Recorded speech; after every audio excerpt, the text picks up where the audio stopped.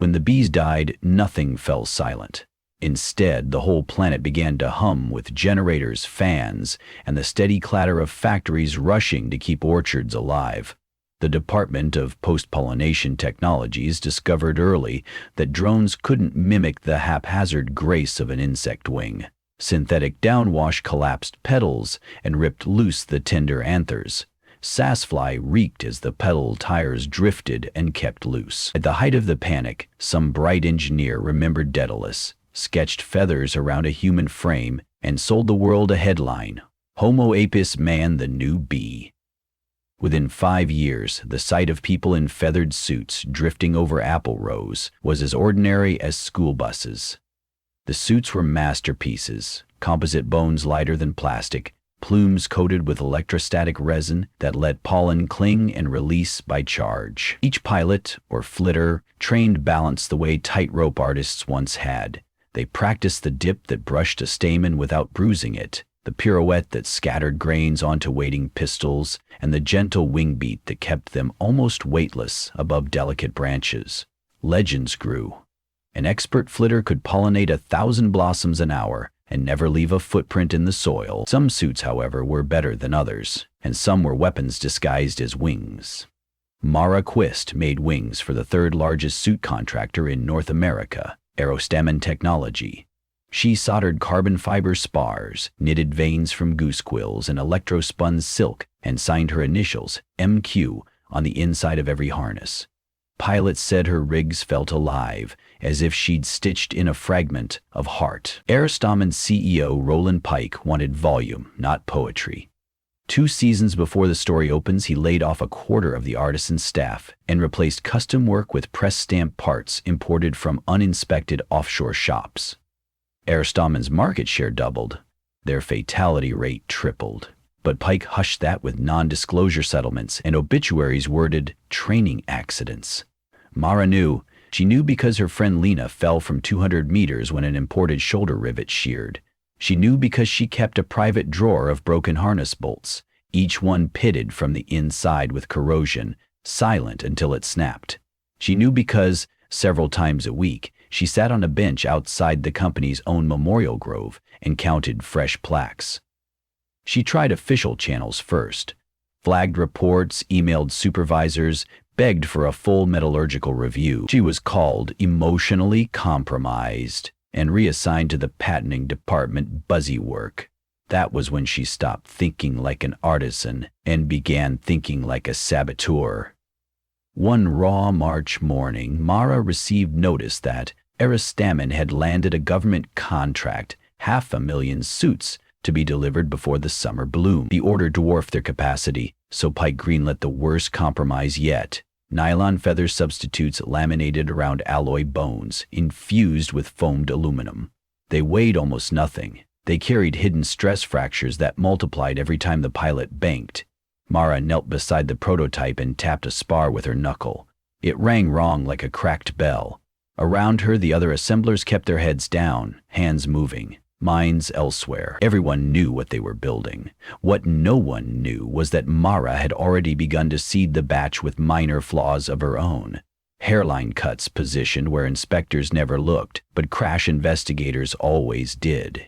She etched them just deep enough that when the wings failed, a microscope would show 2 distinct patterns: foreign metal fatigue and deliberate scoring. One spoke of negligence, the other of intent. If anyone traced the sabotage, they would have to trace the negligence with it. Mara was gambling her life, and maybe more lives, on the hope that public outrage required a single unmistakable narrative, a story too coherent for Pike's lawyers to shred. She would supply that story at the cost of her conscience. A month later, test season opened on the lower Sacramento orchards. Spring storm fronts rolled in, dumping rain and then clearing to cold blue skies perfect for trial flights. Dystopian shipped 500 suits. 90 of them carried Mara's extra scars. Pike organized a press junket around the launch. Cameras drank in silhouettes of feathered humans floating over peach blossoms, gold pollen sparkling in their wake. Anchors spoke of resilience, ingenuity, the indomitability of Homo sapiens. A world without bees, they chirped, is no longer a world without hope. Mara watched the live feed from her apartment's couch. hands clenched white on a cooling mug. She could not guess which pilot would be the first to cross the threshold from negligence to sabotage.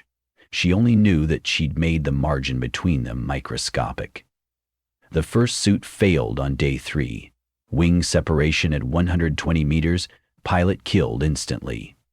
By coincidence, or because the universe has a playwright's sense of rhythm, the victim was Ethan Quist, Mara's younger brother. Grief rearranged time. For the 2 weeks between Ethan's fall and his funeral, Mara moved in a haze. She forgot to eat, remembered only to breathe because pain kept her from stopping. Every decision that had once seemed calculated now felt monstrous.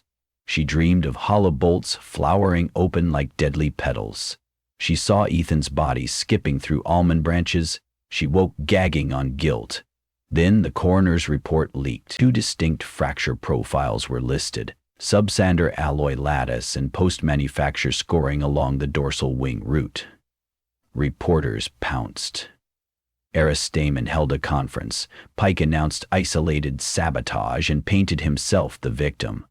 He displayed an enlarged micrograph that zoomed so close the alloy lattice blurred and only the sabotage scar remained in focus. Polite society accepted the edit, until Lena's mother marched onto a morning talk show wearing her dead daughter's flight badge. She read out a list of Aristamen fatalities predating any alleged saboteur. She ended with a question that became the day's lead. If the wings were safe to begin with, why did so many fall before? The public mood pivoted. Pike blamed sabotage, families blamed cheap metal, pundits demanded blame in sufficient quantity to satisfy every appetite. Mara saw chaos blooming just the way she had hoped, but Ethan's face was at the center of it, and nothing she had imagined accounted for that. Investigators descended upon Aristamen's main facility. They confiscated servers, chained off the line, interviewed each fabricator separately. Mara sat beneath fluorescent glare while an agent pointed to her initials on a harness map. "Every failed suit so far," he said, tapping the document, "carries an MQ stamp." She was ready for that. "I sign everything I build," she answered steady. "I was the lead wing fitter until Pike demoted me. If the line is crooked, you'll find my initials on half the wings in California." "Still," the agent pressed, "the sabotage scoring was done by hand. You had access." "The bolts came pre-weakened," she replied, "and we reported it. Checked the maintenance logs." They brought out her flagged emails, the unanswered incident forms, the request for metallurgical review. Those dots connected themselves. By May, headlines no longer mentioned sabotage first. They opened with, "Cover up. Deadly cost cutting. Aristamen knew." Class action suits stacked sky high. Pike went on indefinite health leave, which whispered of eventual exile to a no-extradition haven. Officially, Mara was placed under house arrest, pending final inquiry. Unofficially, she became a folk hero on forums where flitters swapped crash videos and risk assessment hacks. Her image took odd shapes. In one meme, she was a Joan of Arc in aviation goggles. In another, a vengeful harpy shredding corporate skyscrapers with her iron talons. Truth hovered between those fantasies and roosted restless. Summer crept in. The bloom window was closing too fast, and with Aristamen offline, groves all over the Pacific states faced fruit failure. Interruptions were all over. Groves lay failure-faced, and the states farmed out growths like fruit failure. The Department of Post-Pollination Technologies recalled veteran pilots and requisitioned legacy suits from storage. Heavier, older, reliably safe. They also needed wingsmiths who knew those antiques. House arrest or not, Mara was drafted. She arrived at the government hangar under escort, passed through metal detectors, and met Petra Halverson, head of special assets. Petra held up a rust-spotted harness.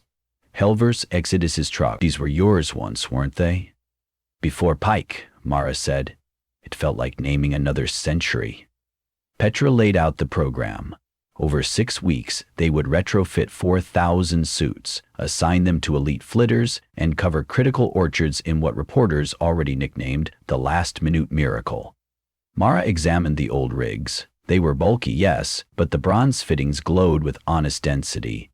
She touched a rivet and felt solid memories. Nights in the lab when Ethan badgered her for extra lessons, Lena pirouetting off a stool and nearly crashing into a tool chest. Data and ghosts. Will you help? Petra asked. If I refuse? You remain under investigation. You watch the crops fail? Mara nodded. I'll work. During that 6-week sprint, Mara slipped on a cot inside the hangar. She chased oscillations in steel grain, adjusted feather geometry by fractions of degrees, and tried hard not to think about sabotage. Each time she set a rivet, she whispered, sorry. She told herself she was hammering penance into every joint. One night, Petra found her hunched over a logbook. We ran that alloy analysis you flagged, Petra said, voice low. They'd learned to keep the security microphones friendly. Imports were 92% of the shoestring metal. Manufacturing scrap from old drone rotors, aerostamin shaved 8 grams per suit, multiplied by 500,000, equals 6,000 kilos of missing material, equals $8 million profit. Mara closed her eyes. Will the investigation end with Pike? We hope, but profits circulate. Expect turbulence. Mara laughed without humor. You know I sabotage them too. Petra held the logbook open. Intent saves no one from gravity, Mara. But you left a breadcrumb trail of warnings. Some prosecutors read that as whistleblowing gone feral. How do you read it? As proof you knew people would die. Mara did not sleep the rest of that night. July opening day for the last-minute miracle dawned bright as melted brass. 40 pilots stood on the ridgeline above Yolo County, each wearing a retrofitted suit. Reporters streamed live. Billions watched. Mara, barred from flight by restriction band, waited beside Petra at mission control. At 600, the pilots launched. Suits lifted like pelicans, crested thermals, fanned over almond orchards whose blossoms were already beginning to wilt. They worked in orchestrated sweeps. From the ridge, the scene resembled time-lapse footage of a living map, wings dotting squares, blossoms flaring into fertilized reds and greens. By noon, the feed trended under the hashtag #HumanHive. Then, at 12:47, suit number 19 bucked. Cameras zoomed. A feather panel shuddered, tore free, and fluttered away like a surrender flag. The pilot, Anjali Rao, pitched sideways. Her emergency chutes unfurled but tangled in the failing frame. She fell 50 meters before the backup harness caught and swung her hard into the upper branches of a walnut stand. She survived with 2 broken ribs. Immediately, Petra's phone lit with alerts. She and Mara ran diagnostics. Suit 19 had passed every inspection. Original parts, 0 sabotage scars. All Mara's post-retrofit seals intact. Material fatigue? Petra guessed. No, Mara said after scanning logs. Strike. She magnified the sensor timeline. A sudden spike preceded failure, a projectile impact. Anti-pollination extremists had existed since the first feathered pilot took the sky. Their videos insisted replacing bees with humans was hubris that ought to crash. Until that afternoon, they'd been fringe. Now, on the ridge, security spotted a figure with a hunting sling and steel ball bearings. Drones bore down and captured him. Under interrogation, he admitted intention to teach them gravity.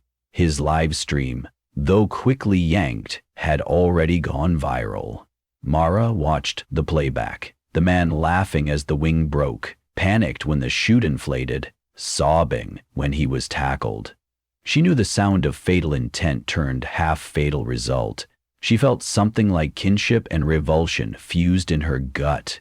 Petra said, "You see, even perfection breaks when someone wants it to." Mara bent over the console. "Keep the pilots out until we reinforce against projectiles. We can't ground them. Another 3 hours and the blossoms start to abort. People will die, Petra. If not from famine, then from public spectacle." Petra's reply was a quiet plea. "So help me thread the needle." They did.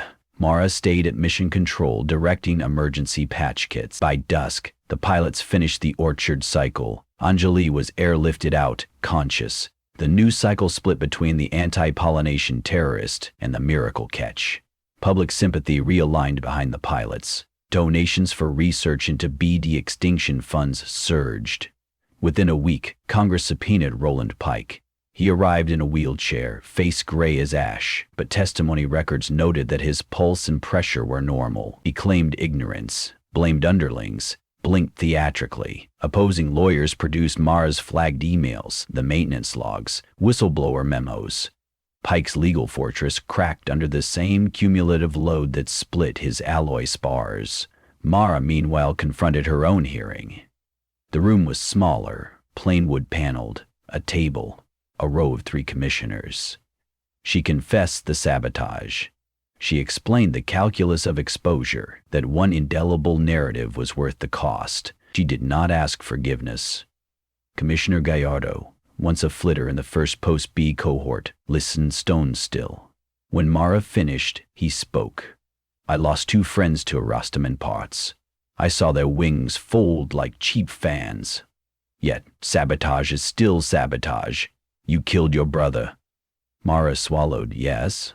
Gallardo's gaze flipped to the case file. 14 suits were sabotage, 8 failed, 7 fatalities. If you'd done nothing, projections estimate 39 fatalities before anyone acted, possibly more. That math doesn't resurrect Ethan. No, Gallardo agreed, but neither does hanging you. Sentencing is complicated. In the end, the commission rendered a verdict of culpable mitigation. Mara would spend 5 years in federal service, barred from private industry, obligated to advise the new Safety Bureau for Human Pollination. She accepted. She even felt relief, punishment written down, tallied her debt in a coin she could at last count. 2 autumns later, the first generation of partially restored bumblebees, Bombus regenesis, emerged from controlled hives. They were clumsy, sterile hybrids, unlikely to survive winters without heated apiaries. But they flew. Farms still needed human pollinators. Now they flew shoulder to fuzzy shoulder with the resurrected insects. Children pointed upward and played a game. Guess which is bug, which is person. Mara, on supervised release, lectured at training academies. She opened every talk with a piece of fractured alloy passed among students. This, she said, is what happens when profit outranks craft. Feel how light it is. Lighter isn't always flight. After class, she slipped down to the hangar and watched pilots test the newest suit generation woven ceramic feathers. Micro-mesh underlays, triple redundancy at every hinge. Regulations now required independent stamp signatures on each component. Somewhere on every wing, near the heartline, appeared the initials MQ, duplicated, verified, indelible. One evening, Petra joined her on the observation deck. Bombus regenesis batch 2 survived cold storage, she reported, unable to hide her grin. 5% natural overwintering without heat. Mara let out a breath she didn't know she'd been holding. Maybe one day we can retire the suits. Maybe, Petra replied. But even if the bees return, people will still want to fly. You can't unteach us that, Sky. Below them, a trainee lifted off, feathers catching late sun. The pilot executed a perfect pollinator's dip, wings cupping air, body arcing with both humility and daring. Pollen dust burst golden, hung for an instant, and drifted on the wind. Mara felt the tug in her chest. That old ache, part grief, part awe, part unkillable longing. She wondered if Ethan, wherever matter goes, could feel it too. The sky accepted the wings, indifferent to cost, generous to courage. And the blossoms, all they ever needed, was a touch, gentle and true, to begin turning light into fruit.